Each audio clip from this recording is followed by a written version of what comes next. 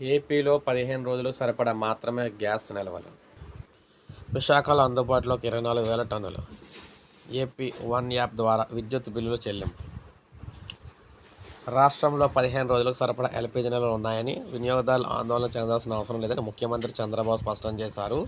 ప్రస్తుతం 14,000 టన్నులు ఉండగా, విశాఖపట్నంలో మరో 24,000 టన్నులు అందుబాటులోకి వచ్చిందని వివరించారు. ఏపీలో ఉత్పత్తి అయ్యే సహజ వాయువును పైప్లైన్ల ద్వారా ప్రజలకు సరఫరా చేయడంపై దృష్టి సారించాలని అధికారులను ఆదేశించారు. సిటీ గ్యాస్ డిస్ట్రిబ్యూషన్ నెట్వర్క్ మరింత విస్తరించాలని, సిఎన్జి వినియోగాన్ని పెంచేందుకు అన్ని అవకాశాలు పరిశీలించాలన్నారు. ముఖ్యంగా ఈకేవైసీ, ఓటీపీ సాయంతో గ్యాస్ సిలిండర్ల బ్లాక్ మార్కెట్కి తరలకుండా చూడాలన్నారు. పంపిణీ మెరుగుపడేలా చూడాలి. గ్యాస్ సిలిండర్ల డెలివరీ సమయాన్ని 1.5 రోజులకు కుదించాలి. ఆసుపత్రులు, హాస్టల్లో, దేవాలయాల్లో సరఫరాకు ఆటంకం ఉండకూడదు. ఇండక్షన్ స్టవ్లు అందుబాటులోకి ఉండేలా చూసుకోవాలని చెప్పారన్నమాట.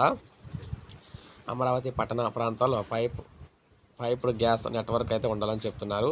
ప్రస్తుతం సిటీ గ్యాస్ డిస్ట్రిబ్యూషన్ నెట్వర్క్ కింద మనకి భాగ్యనగర్లో ద్వారా, అదేవిధంగా కొన్ని సిటీల్లో ఈ సిఎన్జి స్టేషన్లు అయితే ఏర్పాటైతే చేస్తున్నాయన్నమాట. 1.68 లక్షల గృహ వినియోగదారుల కనెక్షన్లు ఇచ్చేందుకు సౌకర్యం అయితే ఉంది. అమరావతి ఇతర పట్టణ ప్రాంతాల్లో పైపుడ్ గ్యాస్ నెట్వర్క్ ఏర్పాటు చేసుగా చర్యలు తీసుకోవాలని చెప్తున్నారు. మౌలిక సదుపాయాలు పెంచే కేంద్ర సంస్థ సహకరితే క్వాలిటీ తగ్గింది. మొత్తం చూసుకున్నట్లయితే 14 రోజులు సరిపడా అయితే ఇవైతే ఉన్నాయన్నమాట.